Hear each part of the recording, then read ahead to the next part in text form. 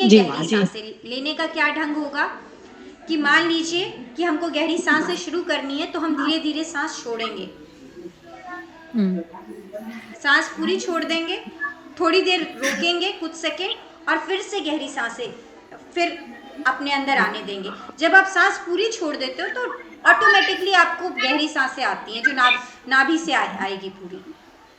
ठीक है, जी। तो ये आप लेंगे, काम सब करते रहना है, ऐसा नहीं कि काम रोक के आप गहरी सांसें लेने बैठे हैं, सब काम करते रहना है और अपनी सांसें गहरी करनी है ना। हमारा संकल्प ये है कि दिन जी। में ज्यादा से ज्यादा टाइम हम गहरी सांसें लें, गहरी सांसों में ही रहें, सांसें जी। हमारी जी। नाभि तक पूरी आए जाए। जब हम पूरी तरह से अवेयर होके हमेशा नाभि से सांस लेंगे और सांसों की तरफ अवेयरनेस हमारी बढ़ती जाएगी, जितनी बढ़ती जाएगी उतनी हमारे विचारों की तरफ अवेयरनेस बढ़ेगी, हमसे जो गलतियां हो रही होंगी वो हमको दिखाई देंगी, विकार भी हमें अपने दिखाई देंगे। जब हमको किसी की तरफ द्वेष भावना होगी तो हमको समझ में आएगा कि नहीं ये गलत है। तो जितने हम अपने ऊपर अवेयर होते जाएंगे उतनी गलतियां, इसीलिए ओशो कहते थे कि और कोई पाप नहीं है, कुछ भी पाप नहीं है, सिर्फ एक पाप है बेहोश होना, कि हम होश में नहीं हैं। अगर हम होश में हैं तो हम गलती कर ही नहीं पाएंगे, हम होश में किसी का बुरा नहीं कर पाएंगे, हम बेहोश हैं इसीलिए हम बुरा कर पाते हैं। हमारे जो संस्कार है हमको जी। ओवरकम कर लेते हैं, इसीलिए हम क्रोध कर पाते हैं, इसीलिए हम सब कुछ कर पाते हैं, क्योंकि हमारा अपने ऊपर होश नहीं है। हम जिस वक्त क्रोध करते हैं पूरे होश में रहते हुए हम क्रोध नहीं कर सकते, हम बेहोश रहते हैं इसीलिए हम क्रोध करते हैं कि कोई हमको कुछ बोल गया, अंदर से संस्कार निकले और हमने गुस्सा कर दिया। तो अवेयरनेस जितनी बढ़ती जाएगी हमारे अंदर उतने हमारे विकार बढ़ेंगे, विचार छटेंगे और हमको ध्यान में फायदा होगा। अगर हम जी। सिर्फ जी सुबह शाम जी, समझ। ध्यान करते रहे और पूरा दिन कचरा जमा करते रहें तो जिंदगी भर करते रहेंगे, बहुत ज़्यादा हमको फायदा होने वाला है नहीं। इसीलिए मैंने ये शुरू किया कि हम दिन भर कोशिश करें अपने ऊपर वापस आने की, ताकि हमको ध्यान में कुछ फायदा हो, अवेयरनेस का एक और आदत बने हम। एक एक क्वेश्चन पूछनी थी।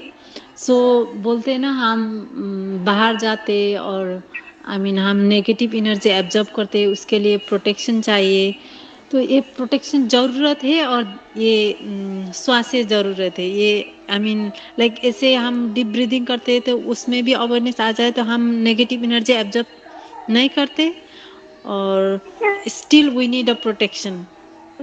तो प्रोटेक्शन अब कहाँ से, कौन सा वाला प्रोटेक्शन लेके आएंगे उसके लिए? बोलते हैं ना लाइक वो प्रोटेक्शन कराओ आवामंडल क्रिएट कराओ आपके वो लाइट और सो उसे होना चाहिए कहाँ से और सुना, स्वास्थ्य मतलब ये भी। कहाँ से आया आपके दिमाग में, ये सब चीजें कहाँ से आई, ये मैं जानना चाह रही हूँ। प्राणिक हीलिंग वालों ने सिखाया? क्यों नहीं, मैंने रिसेंटली वो सुधारने के प्रोग्राम ऑनलाइन किया था तो उन्होंने बोला कि ये प्रोटेक्शन नहीं हुआ मे बी, इसलिए मेरे को ऐसे फील हो गया।